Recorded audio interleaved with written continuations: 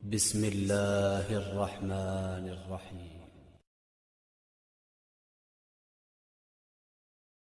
إن الحمد لله نحمده ونستعينه ونستغفره ونؤمن به ونتوكل عليه ونعوذ بالله من شرور أنفسنا ومن سيئات أعمالنا من يهده الله فلا مضل له ومن يضلله فلا هادي له وأشهد أن لا إله إلا الله وحده لا شريك له وأشهد أن محمدا عبده ورسوله.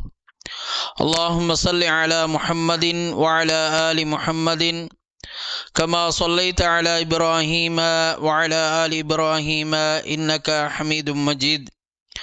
اللهم بارك على محمد وعلى آل محمد كما باركت على إبراهيم وعلى آل إبراهيم إنك حميد مجيد.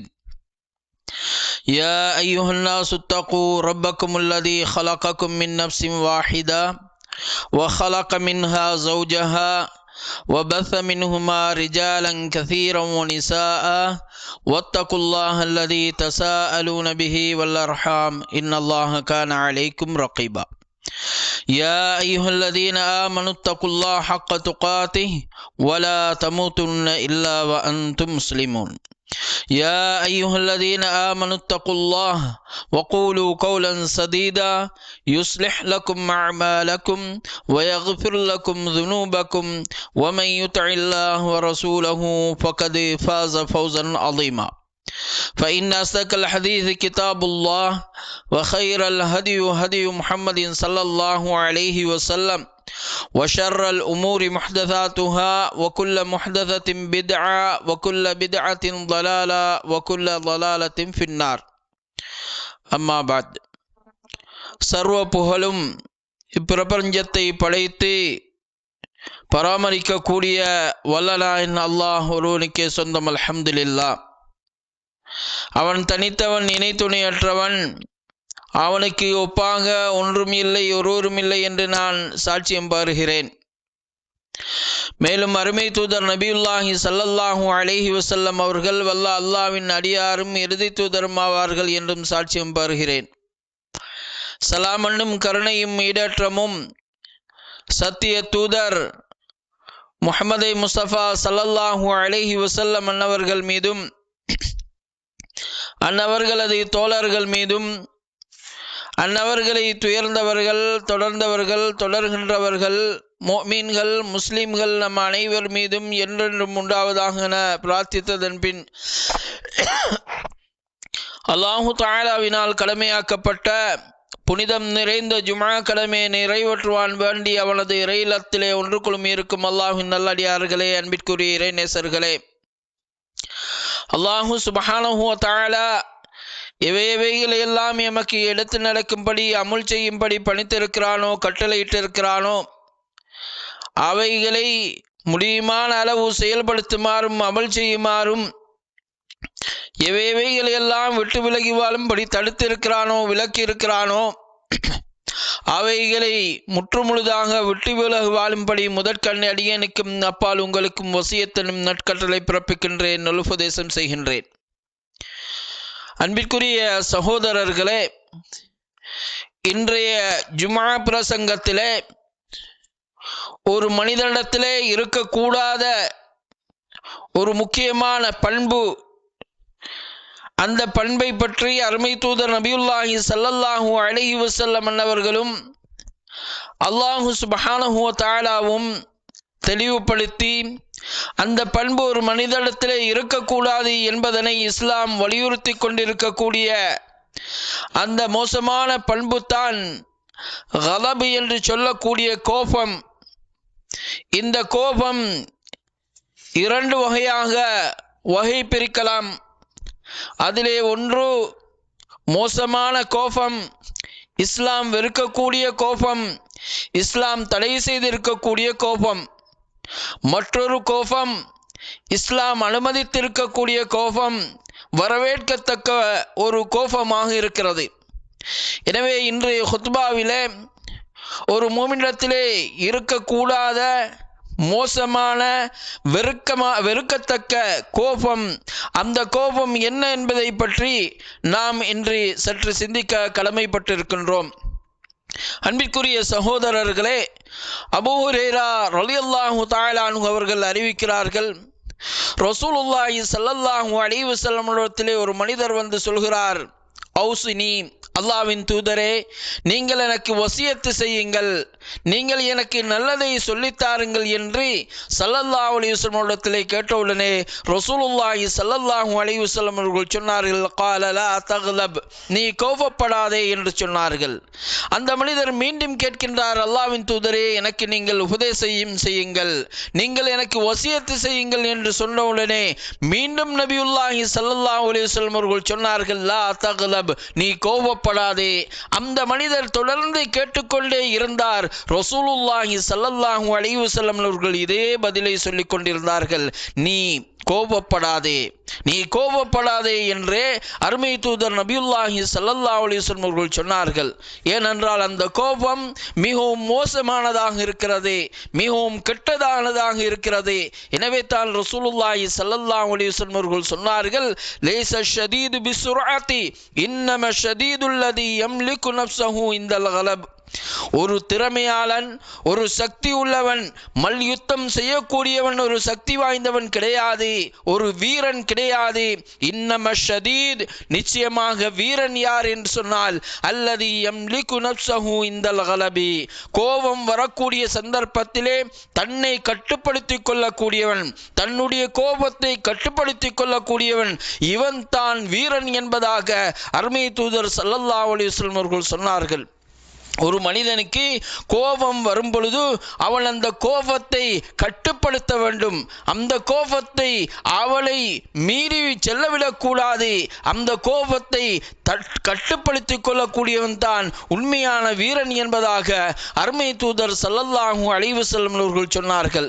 ஏனென்றால் இந்த கோபம் என்று சொல்லக்கூடியது ஷைத்தானின் புறத்தில் இருந்து வரக்கூடியதாக இருக்கிறது. இந்த கோபம் என்பது ஷைத்தானின் புறத்தில் இருந்து வந்து மனிதனை தீமையின் பால் இந்த கோபத்தின் காரணமாக இட்டு செல்லக்கூடியதாக இந்த கோபம் இருந்து கொண்டிருக்கிறது. அன்பிற்குரிய சகோதரர்களே, ஒரு மனிதனுக்கு வரக்கூடிய கோபத்தின் மூலமாக ஏற்படக்கூடிய விளைவுகள் மிகவும் பயங்கரமானது, மிகவும் பாரதூரமானது.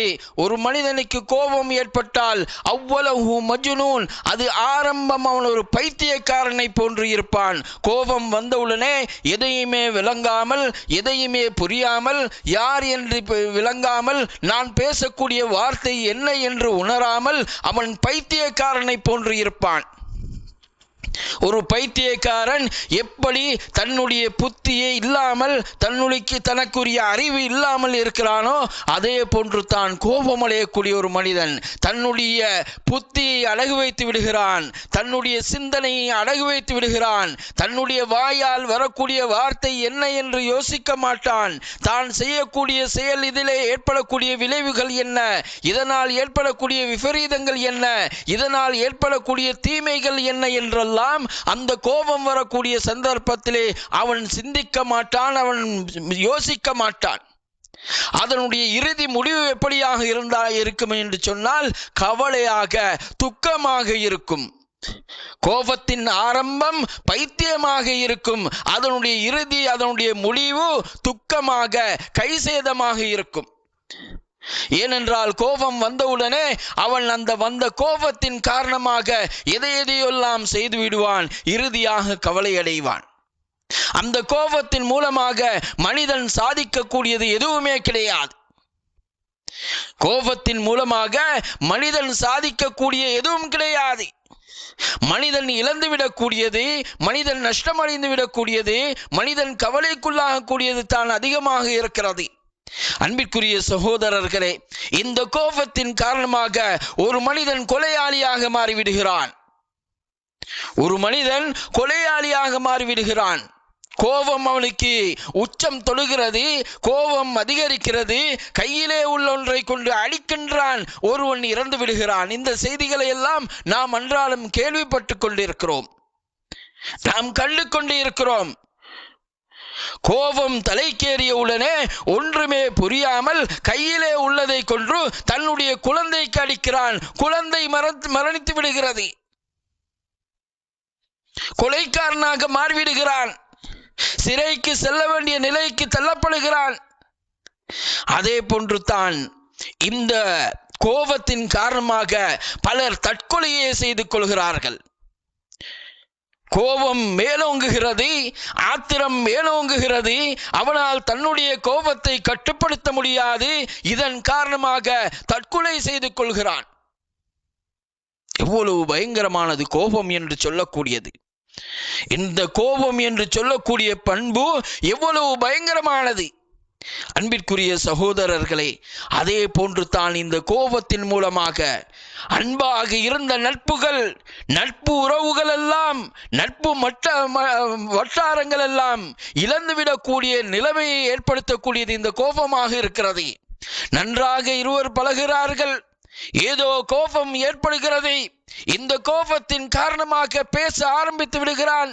இவனுக்கு தெரியாது நான் பேசக்கூடிய வார்த்தை, என்னுடைய வாயில் இருந்து வரக்கூடிய வார்த்தைகள் நல்லதா கெட்டதா, என்னுடைய நண்பனுடைய உள்ளத்தை புண்படுத்தக்கூடியதா நோங்கடிக்கக்கூடியதா, யோசிக்காமல் வார்த்தைகளை கொட்டு தீர்த்து விடுகிறான். அன்போடும் பண்போடும் நட்போடும் இருந்த மனிதனுடைய உள்ளம் உடைந்து விடுகிறது. அவன் இந்த நட்பை முறித்துக் கொள்கிறான். பல வருட காலமாக அன்போடு இருந்தவர்கள், ஒருவருக்கொருவர் உதவி ஒத்தாசையோடு இருந்தவர்கள், இந்த கோபத்தின் காரணமாக அவருடைய உறவுகள் பிரிந்து விடுகிறது. அதே போன்று குடும்ப உறவுகள், எத்தனையோ குடும்பங்கள் பிரிந்து பிளவுபட்டு சின்ன பின்னமாக இருக்கிறார்கள். அண்ணன் தம்பியுடைய உறவு கிடையாது, அக்கா தங்கையுடைய உறவு கிடையாது. உறவோடு இருந்தார்கள், அன்போடு இருந்தார்கள். கோபம் ஏற்பட்டது. கோபத்தின் காரணமாக வார்த்தைகளை அளந்து விடாமல் வார்த்தைகளை கொட்டி தீர்த்து விட்டான். மனங்கள் உள்ளங்கள் உடைந்து பிளவுபட்டு இருக்கக்கூடிய எத்தனையோ குடும்பங்களை பார்க்கிறோம்.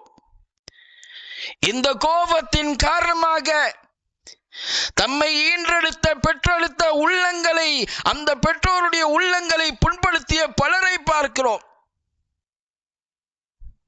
கோபம் கட்டுப்படுத்த முடியாது, கோபத்தை கண்ட்ரோல் பண்ண முடியாது. என்னை பெற்றெடுத்த தாய்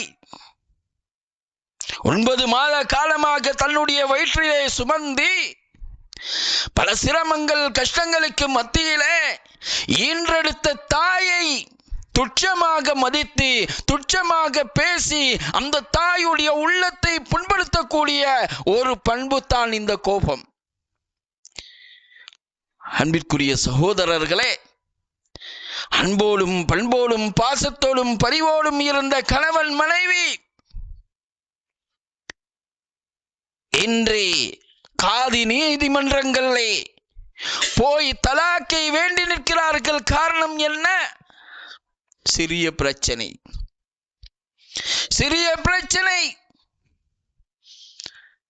தனக்கு ஏற்பட்ட கோபத்தை கட்டுப்படுத்த முடியாமல்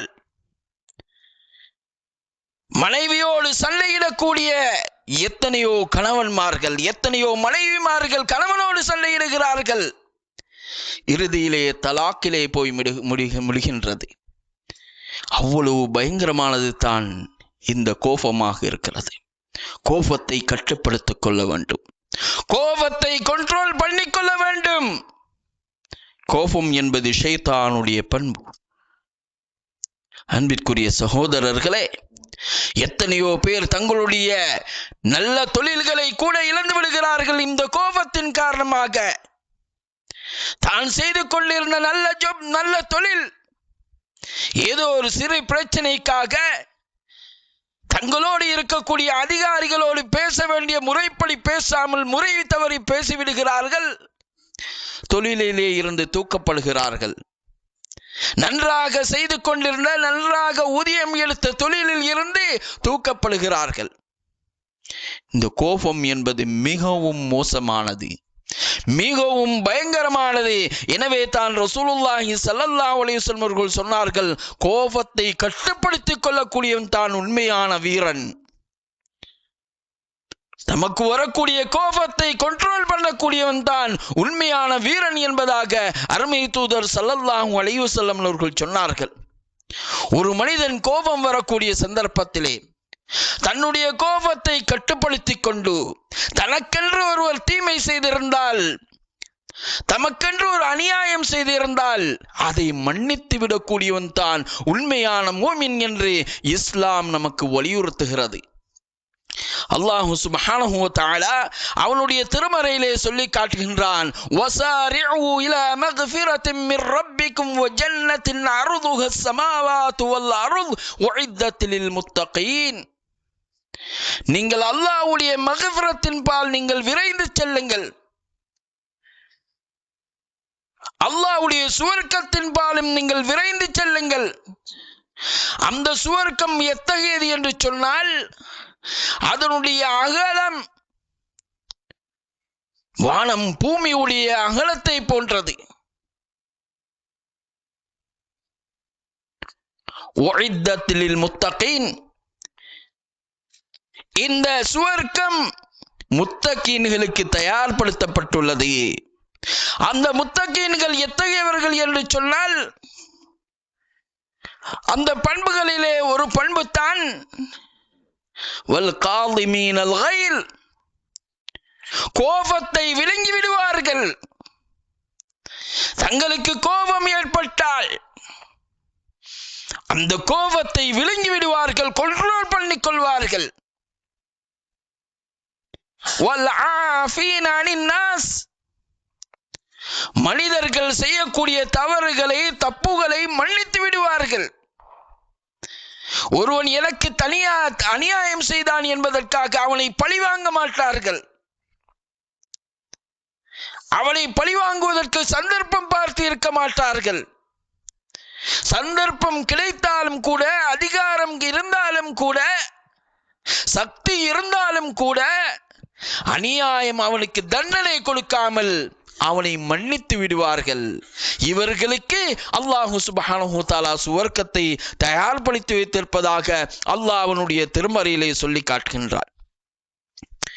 மேலும் அல்லாஹு சுப்ஹானஹு வ தஆலா சொல்கிறான், வல்லதீன யஜ்தனிபூன கபாயிரல் இஸ்மி வல் ஃபவாயிஷ். அவர்கள் எத்தகையவர்கள் என்று சொன்னால், பெரும் பெரும் பாவங்களை விட்டு, மானக்கேடான தீமைகளை விட்டும் தங்களை அவர்கள் தவிர்ந்து கொண்டு இருப்பார்கள், பாதுகாத்துக் கொண்டு இருப்பார்கள். வைதாமா கலிபு, அவர்கள் கோபம் ஏற்பட்டால், அவர்களுக்கு கோபம் ஏற்படக்கூடிய ஒன்று நடந்து விட்டால், யாராவது கோபம் ஏற்படுத்தக்கூடிய ஒன்றை செய்து விட்டால், ஹும் யக்ஃபிரூன், அவர்கள் அவர்களை மன்னித்து விடுவார்கள். அவர்களை மன்னித்து விடுவார்கள். அன்பிற்குரிய சகோதரர்களே, இந்த கோபத்துடைய விளைவு எந்த அளவுக்கு என்று சொன்னால், சில சந்தர்ப்பங்களிலே சில பெற்றோர்கள் கோபத்தின் காரணமாக தங்களுடைய குழந்தைகளையே சபிக்கக்கூடிய நிலையை பார்க்கிறோம். அல்லாஹ் சொல்கிறான், நீங்கள் உங்களுடைய குழந்தைகளை சபிக்க வேண்டாம், உங்களுடைய குழந்தைகள் மீது நீங்கள் லானத் செய்ய வேண்டாம் என்று அல்லாஹ் சொல்லுகிறான். ஆனால் இந்த கோபம் தலைக்கேறிவிட்டால் தான் ஈன்றெடுத்த, தான் பெற்றெடுத்த தன்னுடைய குழந்தைகளுக்கு எதிராக சாபமிடக்கூடிய பல பெற்றோர்களை பார்க்கிறோம். ஆனால் உண்மையான மூமின் என்ன என்று சொன்னால், வைதா மா கலிபுஹும் யக்ஃபிரூன், அவர்களுக்கு கோபம் ஏற்பட்டால், கோபம் ஏற்படக்கூடிய காரியங்களை செய்துவிட்டால் அவர்கள் மன்னித்து விடுவார்கள். அன்பிற்குரிய சகோதரர்களே, அல்லாஹு சுப்ஹானஹு வ தஆலா அவனுடைய திருமறையிலே சொல்லி காட்டுகின்றான், வலா தஸ்தவில் ஹஸனத்து வல ஸய்யிஅ, நன்மையும் தீமையும் சமமாக மாட்டாது. இத்ஃபா பில்லதி ஹிய அஹ்ஸன், யாராவது ஒரு தீமை செய்தால், உங்களுக்கு ஒரு தீமையை செய்தால், நீங்கள் அந்த தீமையை நன்மையை கொண்டு நீங்கள் தடுங்கள். ஒருத்தர் உங்களுக்கு ஒரு தீமையை செய்றாரு, ஒரு அநியாயம் செய்றாரு, நீங்க அந்த அநியாயத்துக்கு பதிலாக அநியாயம் செய்யாமல் அவருக்கு நீங்கள் நல்லதை செய்து அவரை நீங்கள் தடுங்கள். فإذا الذي بينك ولا تستوي الحسنة ولا السيئة ادفع بالتي هي أحسن فإذا الذي بينك وبينه عداوة كأنه ولي حميم.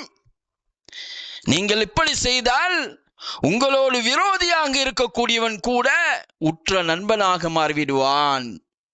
இஸ்லாம் எவ்வளவு நல்ல பண்புகளை போதித்து தருகிறது. உங்களுக்கு ஒருத்தன் தீமையை செய்யறான், பதிலாக தீமையை செய்யாதீங்க, பதிலாக நீங்க நல்லதை செய்யுங்க. உங்களை விரோதியும் உங்களுக்கு உற்ற நண்பனாக மாறிவிடுவான் என்ற ஒரு அழகிய பண்பை இஸ்லாம் நமக்கு கற்றுத்தருகிறது. அன்பிற்குரிய சகோதரர்களே, எமக்கெல்லாம் தெரிந்த செய்திகள் தான். ஒரு முறை ஒரு காட்டரபி வந்து ரசூலுல்லாஹி ஸல்லல்லாஹு அலைஹி வஸல்லம் பள்ளி வாயிலே சிறுநீர் கழிக்கிறார். இதை பார்த்த சஹாபாக்களுக்கு கோபம் மேலோங்கி விடுகிறது. இறை இல்லத்திலே அல்லாஹ்வை சுஜூத் செய்யக்கூடிய இடத்திலே சிறுநீர் கழிப்பதா? அந்த மனிதரை தண்டிப்பதற்காக, அந்த மனிதருக்கு அழிப்பதற்காக சஹாபாக்கள் முற்படுகிறார்கள். ரசூலுல்லாஹி ஸல்லல்லாஹு அலைஹி வஸல்லம் அவர்கள் தடுத்தார்கள். ஸல்லல்லாஹு அலைஹி வஸல்லம் அவர்கள் தடுத்தார்கள். நீங்கள் அவரை தண்டிக்க வேண்டாம். அவர் சிறுநீர் கழித்து விட்டவுடனே சஹாபாக்களுக்கு சொன்னார்கள், ஒரு வாளி தண்ணீரை கொண்டு வந்து சிறுநீர் கழித்த இடத்திற்கு ஊற்றிவிடுங்கள் என்று ஸல்லல்லாஹு அலைஹி வஸல்லம் அவர்கள் சொல்லிவிட்டு சொன்னார்கள், நாம் யாரையும் கஷ்டப்படுத்த அனுப்பப்பட்டவர்கள் அல்ல, நாம் மற்றவர்களுக்கு இலேசை செய்வதற்காக வேண்டி அனுப்பப்பட்டவர்கள் என்பதாக அருமை தூதர் ஸல்லல்லாஹு அலைஹி வஸல்லம் அவர்கள் சொன்னார்கள். ரசூல் ஸல்லல்லாஹு அலைஹி வஸல்லம் அவர்களுக்கு தண்டிப்பதற்கு அவகாசம் இருந்தது, வலிமை இருந்தது, ஆற்றல் இருந்தது. ரசூலுல்லாஹ் தண்டிக்கவில்லை. அந்த மனிதரை மன்னித்து விடுகிறார். ரசூலுல்லாஹ்வுடைய இந்த அழகான பண்பை பார்த்து பலர் இஸ்லாத்தை தழுவிய வரலாறுகளை நாம் பார்க்கிறோம். எங்களுடைய பண்புகள், எங்களுடைய பழக்க வழக்கங்கள், எங்களுடைய நடத்தைகள் எல்லாம் மாற்று மதத்தவர்கள் இஸ்லாத்தை நேசிக்கக்கூடிய, இஸ்லாத்தை விரும்பக்கூடிய முறையிலே எங்களுடைய வாழ்க்கையை நாம் அமைத்துக் கொள்ள வேண்டும். எங்களுடைய கோபங்களை கட்டுப்படுத்திக் கொள்ள வேண்டும். எங்களுக்கு எதிராக ஒரு மாற்று மத சகோதரர் எமக்கு எதிராக செயல்பட்டாலும் அவரிடத்திலே நாம் எங்களுடைய நல்ல அஹ்லாக்கை, நல்ல பண்பை நாம் காட்ட வேண்டும். அவரை தண்டிக்காது நல்லதை காட்ட வேண்டும், அவருக்கு நல்லதை செய்ய வேண்டும். அன்பிற்குரிய சகோதரர்களே, இப்படியே நிறைய செய்திகளை நாம் பார்க்கிறோம்.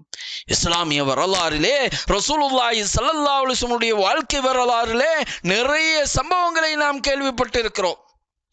ரசூலுல்லாஹி ஸல்லல்லாஹு அலைஹி வஸல்லம் அவர்கள் மரத்தடியிலே ஓய்வு பெற்றுக் கொண்டு இருக்கிறார்கள், களைப்பாறிக் கொண்டு இருக்கிறார்கள், வாளை அங்கே மாட்டிவிட்டு அவர்கள் உறங்கிக் கொண்டு இருக்கிறார்கள். அங்கே வந்த ஒரு முஷ்ரிக்கீன் தன்னுடைய ரசூலுல்லாஹ்வுடைய வாளை கையிலே ஏந்தியவனாக ரசூலுல்லாஹி ஸல்லல்லாஹு அலைஹி வஸல்லம் இடத்திலே கேட்கின்றான், உங்களை இப்பொழுது பாதுகாப்பது யார்? என்னில் இருந்து உங்களை பாதுகாக்கக்கூடியவன் யார்? ரசூலுல்லாஹி ஸல்லல்லாஹு அலைஹி வஸல்லம் சொன்னார்கள், என்னை பாதுகாக்கக்கூடியவன் அல்லாஹ் என்று. இந்த பதிலை கேட்டவுடனே அவனுடைய கையிலே இருக்கக்கூடிய அந்த வாள் கீழே விடுகிறது.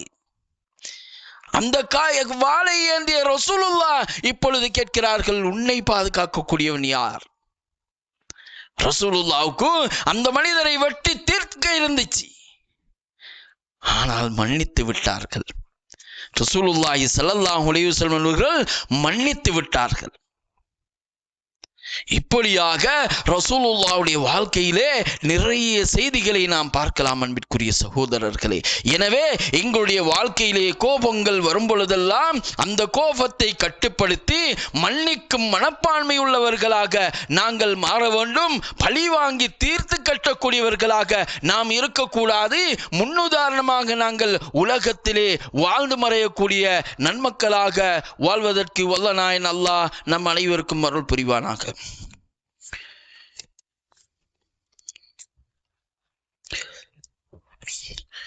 அல்ஹம்துலில்லாஹ் வஸ்ஸலாத்து வஸ்ஸலாமு அலா ரசூலில்லாஹ் முஹம்மது இப்னு அப்துல்லாஹ் அம்மா பஅத்.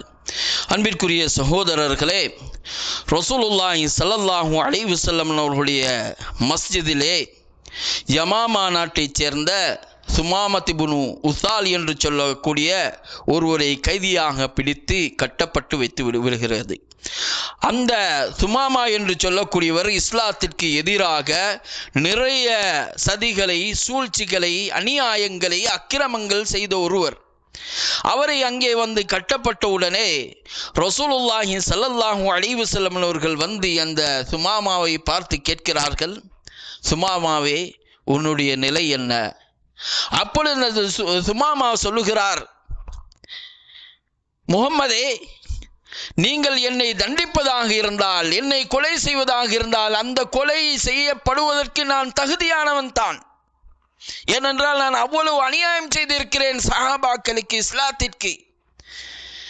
கொலை செய்தால் அதில் பெரும் எதுவும் கிடையாது, கொலை செய்யப்படுவதற்கு நான் தகுதி உள்ளவன். நீங்கள் என்னை மன்னித்து விட்டால் நான் உங்களுக்கு நன்றி உள்ளவனாக மாறிவிடுவேன். ஸல்லல்லாஹு அலைஹி வஸல்லம் அவர்கள் அப்படியே சென்று விடுகிறார்கள். இரண்டாவது நாளும் ரசூலுல்லாஹி ஸல்லல்லாஹு அலைஹி வஸல்லம் அவர்கள் சுமாமாவிடத்திலே வந்து கேட்கிறார்களே, சுமாமாவே, உன்னுடைய நிலை என்ன? அப்பொழுதும் அதே பதிலை சொல்லுகிறார், நீங்கள் என்னை கொலை செய்வதாக இருந்தால் அந்த கொலைக்கு தகுதியானவன் நான். நீங்கள் என்னை மன்னித்து விட்டால் நான் உங்களுக்கு நன்றி உள்ளவனாக இருப்பேன். மூன்றாவது நாளும் வருகிறார்கள்.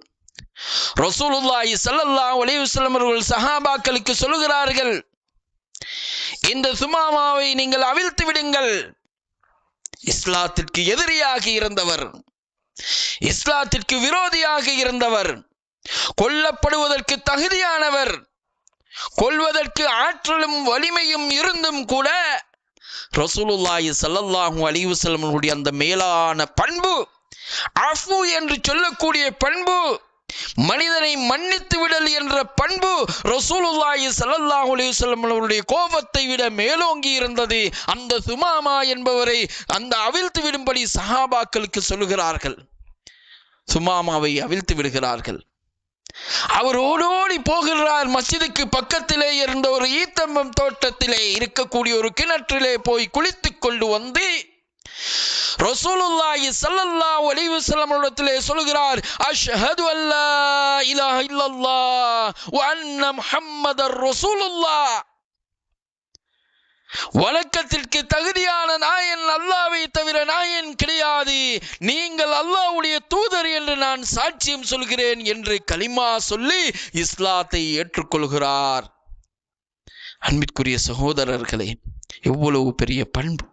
ரசூலுல்லாஹ்வுடைய இந்த மன்னிக்கும் பண்பால் இஸ்லாத்தை தழுவுகிறார்கள் என்று சொன்னால், எங்களுடைய பண்புகள், எங்களுடைய பழக்க வழக்கங்கள், எங்களுடைய நடத்தைகள் எப்படி இருக்க வேண்டும்?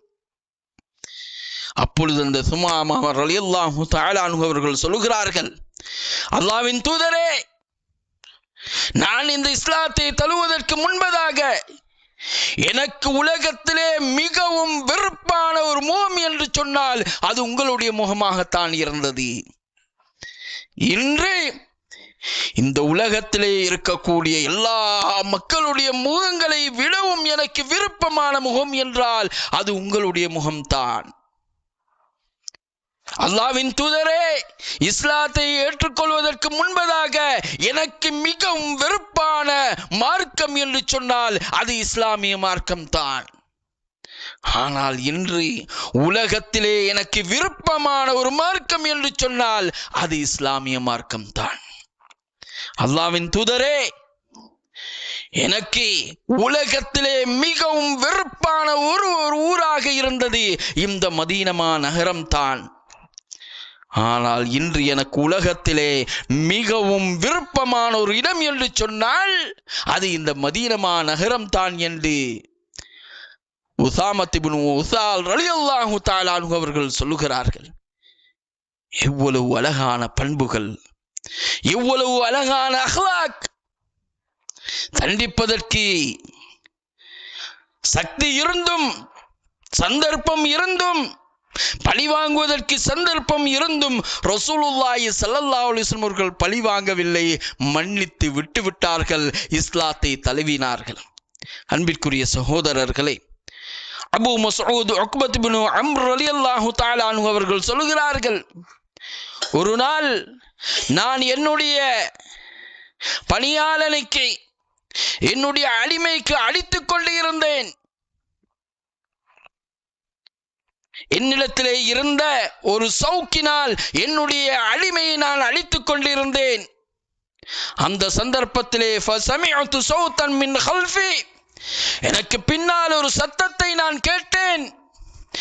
இலம் அபா மஸ்ஊத், அபூ மஸ்ஊதே அறிந்து கொள்ளுங்கள் என்று ஒரு சத்தத்தை எனக்கு பின்னால் கேட்டது. ஆனால் ஃபலம் அஃப்ஹமு ஸௌத மின் கலபி, என்னுடைய அந்த கோபத்தின் காரணமாக அந்த சத்தம் எனக்கு ஒழுங்காக கேட்கவில்லை, நான் அதை விளங்கிக் கொள்ளவில்லை.